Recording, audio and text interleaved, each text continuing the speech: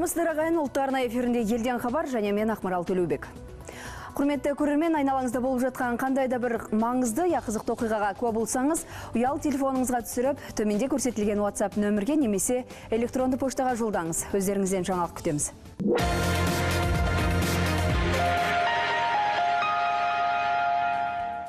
Қазақ тілін жетік меңгеремін деп талпынып жүргендердің назарына. Осы айдан бастап елорданың кез келген тұрғыны қазақ тілін қарапайым деңгейден жоғары деңгейге дейін меңгеру бойынша тегін оқыту курсына жазыла алады. Астана қаласының тілдерді дамыту және архив ісі басқармасы мен Руханият коммуналдық мемлекеттік мекемесі айтулы шараға мұрындық болып отыр. Тегін курстар қаңтар мен қараша айларының аралығында қаланың 4 ауданындағы оқу залдарында оқытылатын болады. Курс барысында тыңдаушылар қажетті оқу құралдарымен қамтылады. Мемлекет басшысының тікелей бастамасымен жүйелі жүзеге асып келе жатқан цифрландыру бағдарламасы жастардың озық технологияларды еркін меңгеріп, сандық жүйеде сапалы жұмыс істеуіне негізделген. Алматыдағы шет тілдер және іскерлік карьера университетінің журналистика факультетінің студенттері үшін үлкен мүмкіндік туып отыр. Аталған факультет қабырғасында алғаш рет радио және телестудия іске қосылды. Заман талабына сай жабдықталған су жаңа студия шәкірттер үшін көп мүмкіндіктерге жол ашып отыр. Ізденушілер енді теория жүзінде сіңірген білімдерін пайдалана отырып, мұнда түрлі хабарлар дайындап, техникалық шеберліктерін шыңдай алады. Журналистика факультетінде білім алатын студенттер кез келген уақытта осы шағын студия бас сұғып, еркін жұмыс істеуіне барлық қолайлы жағдай жасалған. Елбасымыз Нұрсұлтан Әбішұлы айтқандай, биыл жалпы жастар жылы. Соған орай жастарымызды, студенттерімізді қолдау тұрғысында бұқаралық ақпарат құралдары дамып, күннен күнге белең алып жатқан заманда заманауи жабдықталған ШТК телерадио студиясын аштық. Қазіргі таңда журналистика мамандығында оқып жатқан студенттеріміз тәжірибелік практикаларын өткізіп, радио саласында да көп тәжірибе алып жатыр. Соңғы технологиялармен жабдықталған бұл студия әсіресе әне-міне қолына диплом алатын жоғарғы курс студенттер үшін өз идеяларын іске асыруға таптырмас мүмкіндік тудырып отыр. Аз уақыт ішінде студенттер оқу ошағының тынысын танытатын бірнеше хабарлар дайындап үлгерген. Қазіргі таңда бізге осындай университетімізде телерадио студия ашып бергеніне біз өте қуаныштымыз, қуанып жатырмыз. Бұрынғы кездері біз шет жақтарға барып тәжірибе өтуші едік. Қазір өзімізге қолайлы жабдықтармен орналастырып берген басшыларға, мұғалімдерге алғысымыз шексіз. Ақпарат майданына бет алған болашақ журналистер осында отырып жаңалық жүргізіп, радиодан хабар таратып, тіпті монтаждауды да машықтанып, тіршіліктің алғашқы баспалдағынан өтеді. Университет қабырғасындағы осынау аядай студияда шеберліктерін шыңдаған шәкірттер күн ертең-ақ сауатты маманға айналып, елге қызмет ететіне бек сенейік. Арнайы елден хабар үшін Алматыдан Орынбек, сәлем.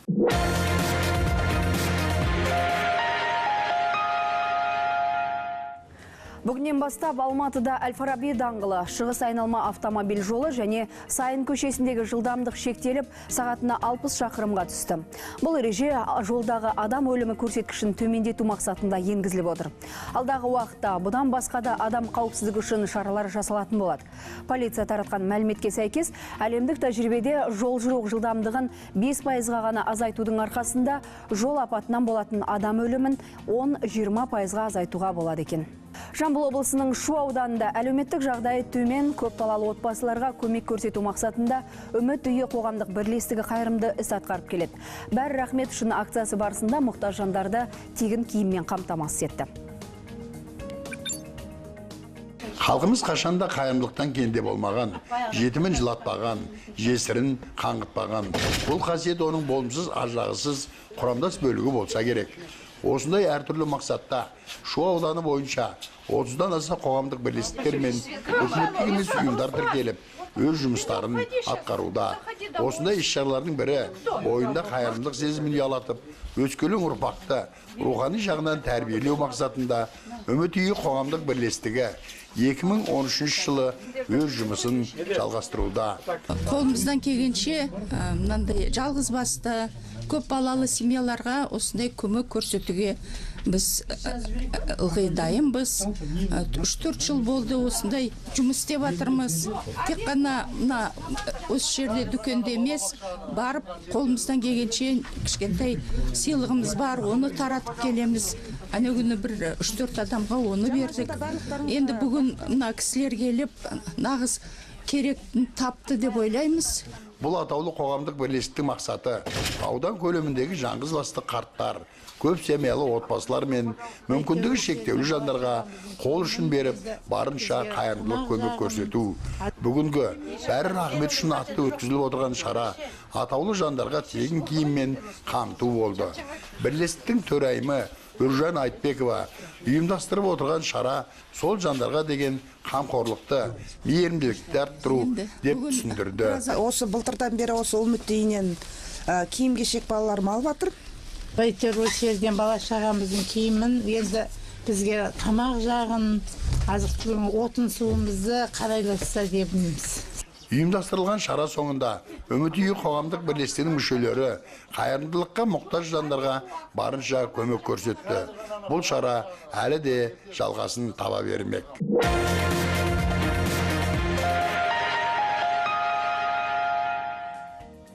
Еліміз аумағында ханым полиция KZ 2018 республикалық фото байқауы басталды. Дауыс беру Қазақстан Республикасы Ішкі істер басқармасы медиа орталығының Instagram желісіндегі ресми парақшасында жүргізіледі. Жазбада аккаунтқа жазылғандар ғана дауыс бере алады. Желіде дауыс берудің нәтижелерін редакция алқасы жеңімпазды анықтау барысында ескереді. Ал жеңімпазды анықтау бойынша түбегейлі шешімді редакция алқасы қабылдайды делінген.